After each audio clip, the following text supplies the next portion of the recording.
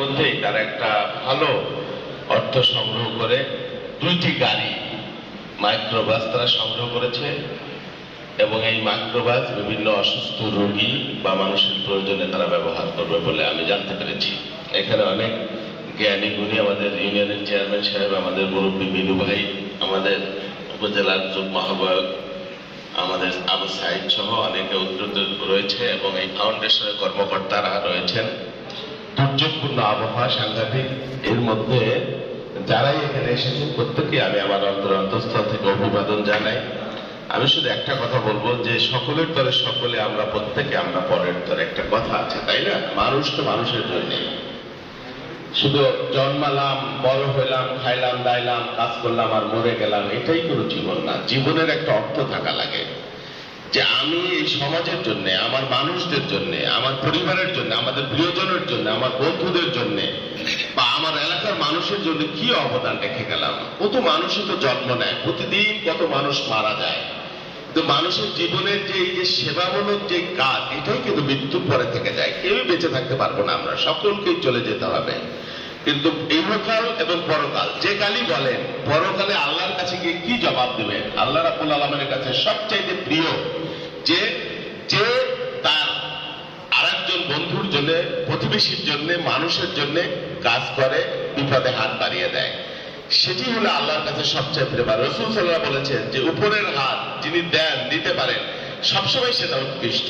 সেই জন্য আমরা চেষ্টা করব আমাদের যার যতটুকু সামর্থ্য আছে, যে আমাদের সমাজের যার, এই জন্য আল্লাহ রাব্বুল আলামিন 33 বার কোরআনে জাকাতের কথা বলেছেন, 33 বার। তার মানে কি? যে দোয়া, সাহায্য করা বা অনুদান দেওয়া, এটাকে আল্লাহ শ্রেষ্ঠত্বের জায়গায় রাখছেন।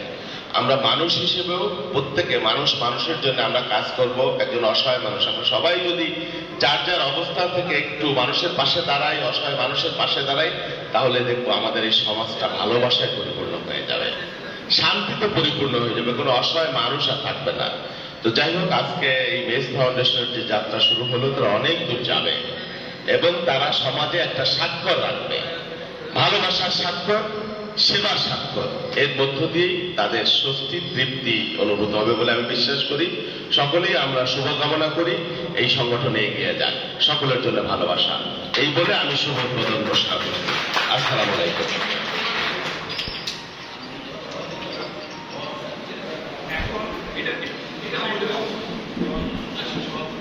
এখন মেস ফাউন্ডেশনের শুভেচ্ছা ও সম্মানীয় স্মারক আমাদের প্রধান অতিথির হাতে তুলে দেওয়ার জন্য আহ্বান জানাচ্ছি মেস ফাউন্ডেশনের ফাউন্ডার মেম্বার মনসুর আহমেদ এবং আতিকুর রহমান লাবলু।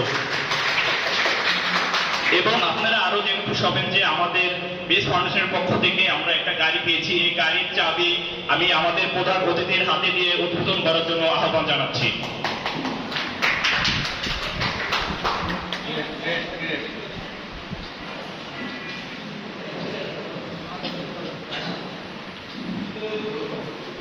আমরা আমাদের প্রধান অতিথি এবং ফরিদপুর 4 আসনের মাননীয় সংসদ সদস্য শহীদুল ইসলাম বাবুল ভাইয়ের কাছে চিরকৃতজ্ঞ।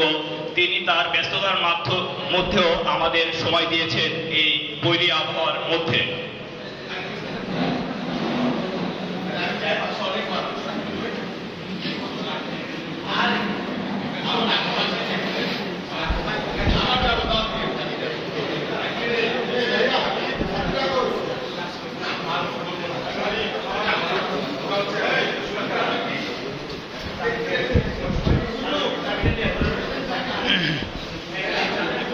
মাননীয় অতিথিবৃন্দ, আপনাদের আমরা ছোটখাটো আপ্যায়নের ব্যবস্থা করেছি, একটু সময় দিয়ে আমাদের সাথে থাকলে আমরা চিরকৃতজ্ঞ থাকবো।